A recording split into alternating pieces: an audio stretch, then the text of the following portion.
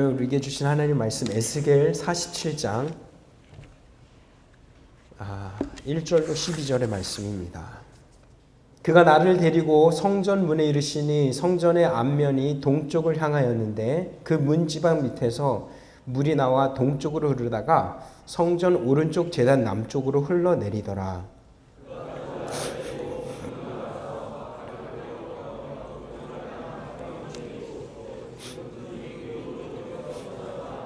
그 사람이 손에 줄을 잡고 동쪽으로 나아가며 천척을 측량한 후에 내게 그 물을 건너게 하시니 물이 발목에 오르더니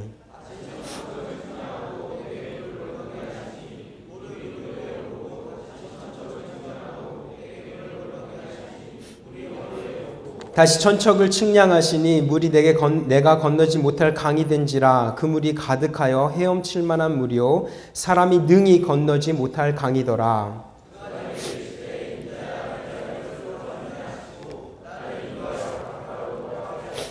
내가 돌아가니 강 좌우편에 나무가 심이 많더라.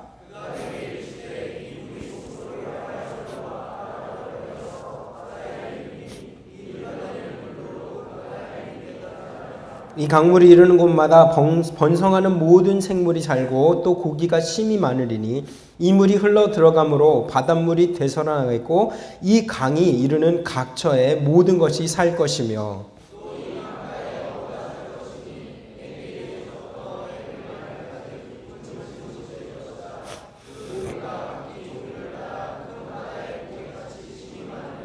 그 진펄과 개펄은 되살아나지 못하고 소금 땅이 될 것이며 합독한 각종 과실나무가 자라서 그 잎이 시들지 아니하며 열매가 끊이지 아니하고 달마다 새 열매를 맺으리니 그 물이 성소를 통하여 나옴이라. 그 열매는 먹을 만하고 그 잎사귀는 약재료가 되리라 하니라. 아멘. 오늘 말씀은 에스겔의 말씀입니다. 에스겔 당시의 시대를 제가 여러분에게 간략하게 설명해 드리도록 하겠습니다. 에스겔은요, 바벨론 포로 시기에 바벨론으로 잡혀갔던 포로입니다. 포로. 이스라엘이 이제 함락이 되고 바벨론 가운데 느부갓네살 왕이 와서 이스라엘의 많은 청년들을 데리고 바벨론으로 포로를 데려갑니다. 그 당시 이스라엘 젊은이들은 자기 마음속에 우리가 이 포로 생활을 가지만 곧 하나님이 우리를 회복시키시고 1, 2년 만에 다시 예루살렘으로 돌아갈 수 있을 것이라고 하는 희망을 가지고 있었습니다. 에스겔과 많은 그 포로들은 그랄 강가에서 바벨론의 노역을 감당하면서 그들은 하나님이 회복시킬 예루살렘을 기대했습니다. 근데 여러분, 그 바벨론으로 쫓겨간 그 포로들이 1년이 지나고 2년이 지나도 예루살렘의 회복의 소식은 들리지 않습니다. 거기다 더해서 심지어는 21년째가 됐던 그 해에 예루살렘은 회복되는 것이 아니라 완전히 폭삭 주저앉고 맙니다. 성벽이 무너지고 성전이 무너지는 안타까운 일들을 이들은 고국에서 듣지도 못하고 먼 이국 땅에서 포로가 된 그 상황 가운데 자신의 나라가 멸망했음을 듣게 됩니다. 어떻게 보면 희망의 노래를 불렀던 그 많은 거짓 선지자들의 이야기는 뒤로오고 하나님은 그들을 땅바닥까지 처참하게 무너뜨리셨습니다. 왜 그들이 무너졌을까요? 그들은 자기가 누구인지를 잊어버렸기 때문입니다. Who are you? 라고 하는 그 질문에 자신들은 살아계신 하나님의 선택된 백성이라는 것을 잊고 하나님의 선택된 백성으로서의 그 삶의 모든 목적과 삶의 방향을 잃고 다른 이방신을 섬기고 다른 이방 것들에 집중하며 하나님에게 초점을 맞추지 못했던 그들을 보게 된 것입니다. 그리고 예루살렘 성이 완전히 함락되고 몰락된 이후에야 하나님이 에스겔에게 다시 나타나십니다. 다시 나타나셔서 환상을 보여주는데 그 환상 가운데 에스겔을 잡아서 하나님이 예루살렘 성 가운데로 데려오십니다. 그리고 예루살렘 성의 성전을 다시 보여주십니다. 그리고 오늘 우리가 읽은 47장 47장 성전 미문에서 에스겔이 지금 서 있습니다. 여러분, 오늘 성전 앞에 선 에스겔을 보면서 저는 하나님이 우리에게 너는 누구인지, 우리는 누구인지에 대한 질문을 함께 대답하며 나눠보려고 합니다. 에스겔은 자신이 누구인지 망각했던 이스라엘의 그 젊은이들을 대신하여 하나님이 그가 누구인지 또한 예루살렘이 누구인지를 다시 한번 확인하게 되는 것입니다. 47장 1절에 보시면 이렇게 되어 있습니다. 그가 나를 데리고 성전 문에 이르시니 성전 앞이 동쪽을 향하였는데 그 문지방 밑에서 물이 나와 동쪽으로 흐르다가 성전 오른쪽 제단 남쪽으로 흘러내리더라. 그가 또 나를 데리고 북문으로 나가서 바깥길로 꺾여 동쪽을 향한 바깥문에 이르시기로 본즉 물이 그 오른쪽에서 스며 나오더라 라고 하는 겁니다. 첫 번째, 내가 누구인가, Who am I에 대한 그 질문의 대답은요, 내가 하나님의 생명수로 밖에는 나의 모든 것을 충족시킬 수 없다라고 하는 그 사실입니다. 내가 생명수가 필요한 존재이라는 것, 그것을 깨닫는 것 자체가 우리에게는 내가 누구인지를 알 수 있는 첫 번째 단계입니다.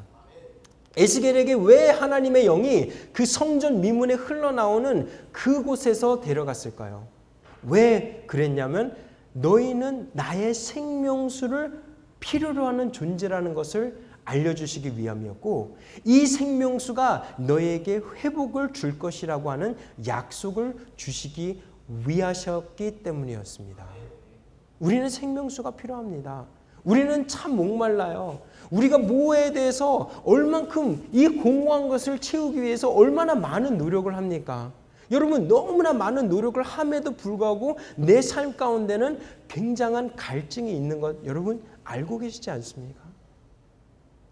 그러나 내 갈증은, 나의 이 모자람은 오로지 예수 그리스도가 주는 생명수로만 충족된다라고 하는 그 믿음. 예수님은 사마리아 성에서 사마리아 여인과의 그 대화를 통하여 그것을 우리에게 말씀하십니다. 여러분, 요한복음 4장 기억하시나요? 사마리아 지방을 들어가시는 예수님이 사마리아 성에서 한 여인을 만납니다. 우물가에서 그 여인을 만납니다. 그 여인은 참으로 갈급한 사람입니다. 그 당시에 그 시대 가운데는 이방인이었습니다. 사람들이 어울리기 힘들어하는 사람이었습니다. 그렇기 때문에 그 여인은 사람들이 아무도 없는 정오에 물을 떠러 나왔습니다. 그렇게 갈급한 여인이 예수님을 통하여 대화를 하는데 예수님이 뭐라고 하시냐면은 요한복음 4장에서 이렇게 이야기하십니다. 예수께서 대답하여 이르시되 이 물을 마시는 자마다 다시는 목마르지 않으려니와. 하나님이 우리에게 말씀하시는 것은 바로 이겁니다. 나를 통해서 오는 생명수는 영원히 목마르지 않는 충만함을 줄 것이라는 것입니다. 여러분 믿으십니까? 여러분은 하나님을 찾으십니까? 아니면 세상의 것을 찾으십니까? 우물가의 여인을 보면서 우리는 이런 찬양을 합니다. 우물가의 여인처럼 난 구했네. 헛되고 헛된 것들을. 여러분, 헛된 것을 구하고 계시진 않습니까? 청년의 때 물론 많은 것들을 여러분 하셔야 됩니다. 많은 것 준비하셔야 됩니다. 많은 것 이루고 싶은 때이기도 합니다. 그러나 결국 우리가 하나님 앞에 집중하지 않고 하나님이 주시는 생명수 앞에 집중하지 않는다면 우리는 헛되고 헛된 것들을 쫓는 세상 사람들과 다르지 않다는 것을 여러분 아셔야 되는 겁니다. 하나님이 에스겔을 통하여 성전 미문에서 흘러나오는 물을 보여주신 이유는 그 가운데 생명의 역사가 있다는 것을 알게 하기 위함이었습니다. 우리가 누구인가에 대한 질문의 두 번째 대답은 이와 같습니다. 내가 누구인지를 아는 것, 내가 생명수로의 존재로, 필요의 존재를 깨닫는 것 이외에 이 생명수가 계속 이어져야 된다는 것에 대한 여러분의 깨달음이 있어야 될 줄 믿습니다. 에스겔이 성전을 나와서 이제 천자를 앞으로 500m를 갑니다. 그랬더니 그 물이 흘러서 이제는 발목까지 차오르는 물이 됩니다. 천자를 더 내려갔더니 그 물이 이제는 허리까지 내려오는 강물입니다. 그리고 천자를 더 갔더니 이제는 그 물이 깊어져서 아무도 건너지 못하는 강물이 되었습니다. 그 강물은 이어집니다. 그 은혜의 생명수는 계속해서 이어져서 성전으로부터 이 땅까지 흘러내려오는데 그 안에서 내가 어디에 있는지를 아는 것 자체가 내가 누구인지를 깨닫는 것입니다. 여러분 아마 많은 분들, 이곳에 앉아 계시는 많은 분들이 교회를 다닌 지 꽤 오래 되셨을 거라는 생각이 듭니다. 그렇죠? 여러분 언제부터 교회를 다니셨습니까? 2012년 한국 대학생을 대상으로 한 한국 대학생의 의식조사에서 이런 연구 결과가 있었습니다. 모태신앙으로 교회를 다니는 사람들이 한국 대학생들의 약 29%가 된다고 합니다. 그리고 영유치부터 시작해서 아동부까지 그때 처음 교회를 나왔던 학생들은 약 37%가 되는 것입니다. 그래서 여러분 어린이 사역이 중요합니다. 어린이 사역 때 대부분 초등학교 때 대부분 교회를 나오기 시작하기 때문입니다. 여러분 혹시 초등학교 이후에 교회를 나오신 분들이 계시면 한번 손을 좀 들어봐 주시겠어요? 나는 초등학교 이후에 처음 교회를 나와봤다. 제가 한번 물어보고 싶어요. 이 조사가 맞는지. 한 분도 안 계세요? 저기 한 분 계시는 것 같아요. 한 분. 저기 한 분. 여러분 이 많은 사람 가운데 초등학교 이후에 교회를 나온 사람이 딱 2분이 있습니다. 모르겠습니다. 부끄러우셔서 손을 안 드셨는지도 몰라요. 그런데 이 조사에 의하면 중학교 때는 18%, 고등학교 때는 8%, 대학교 때는 5%로 떨어집니다.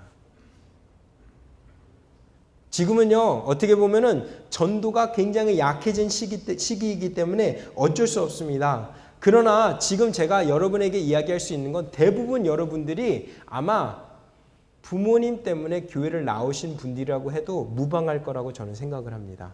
물론 초등학교 때 전도 때문에 나오신 청년들도 있을지 몰라요. 아까 초등학교 이후에 나오신 분들은 아마 재발로 나오신 분들이 더 맞을 거라고 생각합니다. 그러나 초등학교 때 전도가 아니라 갑자기 부모님이 전도 당해서 교회 나온 분들 계시지 않습니까?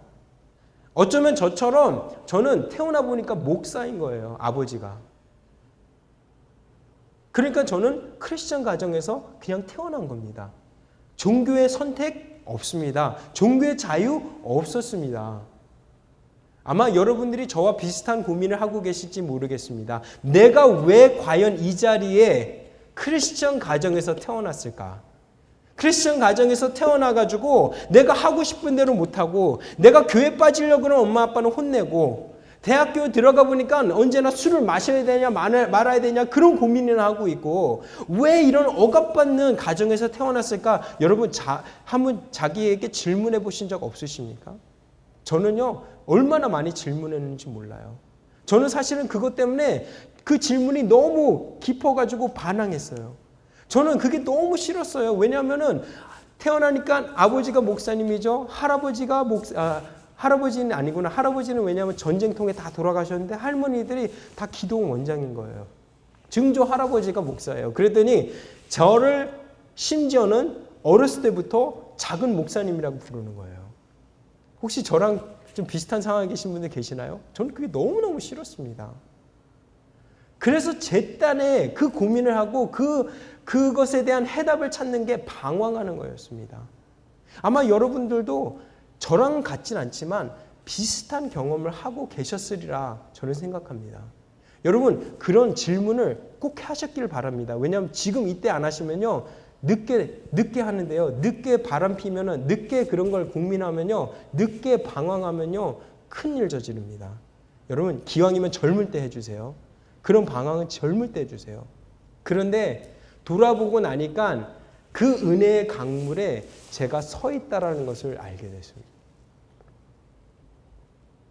성전에서 흘러나오는 그 은혜의 강물이 차고차고 차는데 제가 그 중간에 있다라는 것, 그 역사의 안에 있다라는 것을 알게 되니까 제 방황이 끝났습니다.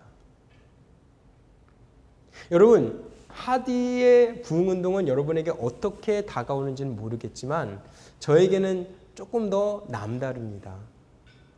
제가 아까 이야기했던 제 증조 할아버지가 하디가 회개운동을 했던 원산중앙교회 소속 목사였습니다.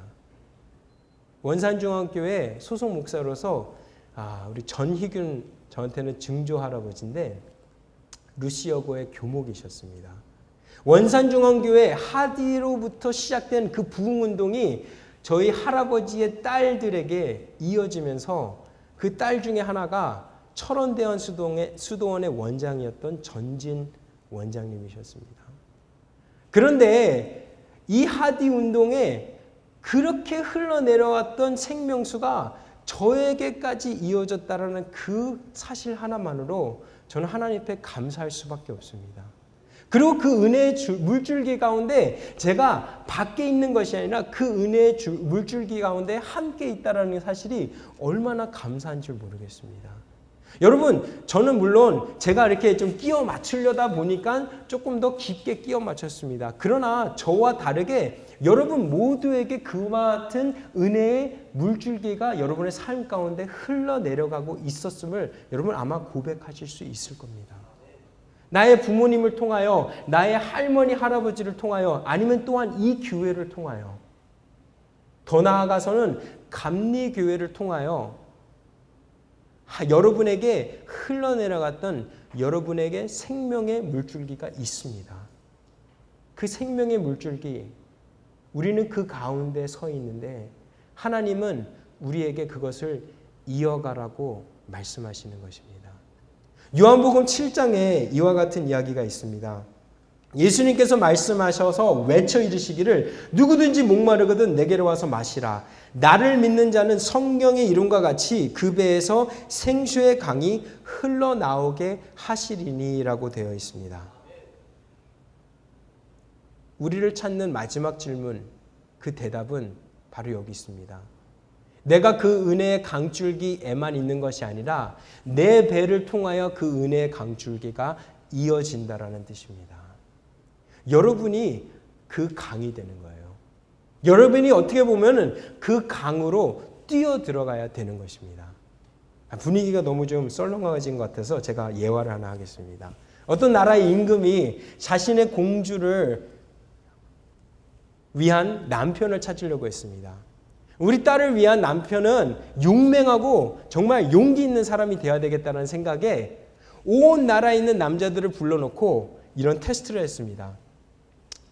강가에, 호숫가에 악어떼를 다 풀어놓고 이 연못에서 수영을 해서 이 악어들을 다 해치고 지나오는 자에게 나의 딸을 주겠다. 온 나라에 용맹한 젊은이들이 다 모였는데 막상 그 악어의 입들을 보니까 차마 들어가지 못하는 거예요. 그래서 아무도 못 들어가고 주저주저 하고 있는데 어떤 젊은이가 풍덩 들어가더니 막 수영해가지고 나오는 겁니다. 사람들이 다 막 감탄하는 거예요. 당신에게 어떻게 그런 용기가 있습니까? 악어가 무섭지도 않았습니까? 아니 정말 당신은 용맹한 사람이군요 라고 얘기하니까 그 젊은이 뭐라고 대답했는지 아십니까? 어떤 놈 밀었어? 라고 했는데 이런 반응이 나오면은 여러분 굉장히 제가 안타깝습니다. 어떤 놈이 밀었어? 여러분 그 은혜의 강물에 하나님이 점프해 들어오라고 하는데 자진해서 들어가시겠습니까? 아니면 누가 밀어서 억지로 들어가겠습니까? 하나님은 여러분들이 그 은혜의 강물에 뛰어들길 원합니다. 여러분 6절에 보면은 47장 6절에 보면 이렇게 이야기가 나옵니다. 그가 내게 이르시되 인자야 내가 이것을 보았느냐 하시고 나를 인도하여 강가로 돌아가게 하시기로 라고 되어 있습니다. 여러분 아마 이때쯤 에스겔에게는 이 물이 건너지 못한 물이 됐기 때문에 물살이 꽤 깊었을 거라고 생각이 듭니다. 아마 밀려드는 그 물살에 에스겔이 흠칫 놀랐을 수도 있습니다. 그런데 하나님의 영이 왜 이것을 이렇게 이야기했을까요? 표준 세번역에는 이것을 자세히 보았느냐라고 표현되어 있습니다. 왜 그랬을까요? 여러분, 우리가 너무나 많은 것, 작은 것에 집중을 하게 되면 큰 것을 놓치게 되는 경향이 있습니다. 그 작은 물줄기, 그 물살이 급한 것을 바라보면은 그 물살로 인해서 어떤 일들이 일어난지를 놓치게 되는 때도 있습니다. 에스겔은 아마 지금쯤 이제 건너지 못하는 이 강물에 그 위용에 잠시 자신의 정신이 빼앗겼을 수도 있습니다. 그러나 하나님은 영은 뭐라고 하냐면 너는 이것을 자세히 보아라 하면서 강을 보아라는 게 아니라 자신의 시선을 옮겨서 강가를 보게 하십니다. 강가를 봤더니 그 강이 흘러가는 모든 곳에 과실이 맺히고요. 그 강이 흘러가는 곳에 심지어는 사해 죽은 물이 새롭게 됩니다. 그 강물 가운데는 많은 어종들이 숨쉬고 수영하는 아주 풍요의 상징이 되어버리고 마는 것입니다. 이 강물을 통해서 하나님은 새로운 생명의 열매들을 허락하시는데 우리는 가끔 이 강가에, 이 강물에, 물줄기에 위압될 때가 많습니다. 내가 이 강물에 뛰어들면 내 삶은 어떻게 되지? 내가 이 강물에 뛰어들면 하나님이 날 목사로 부를까? 선교사를 부를까? 여러분 그런 걱정하고 계시지 않습니까? 신실한 믿음을 가지면 오로지 목사나 선교사가 되어야 된다라고 하는 그 잘못된 편견을 우리는 이제는 깨버려야 되는 것입니다.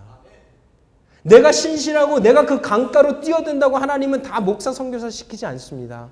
여러분을 세상 가운데 이 강가처럼 양옆의 모든 실과를 풍요케 하고 부요케 하는 하나님의 은혜의 강물이 되게 하실 줄 여러분 믿으시길 바랍니다.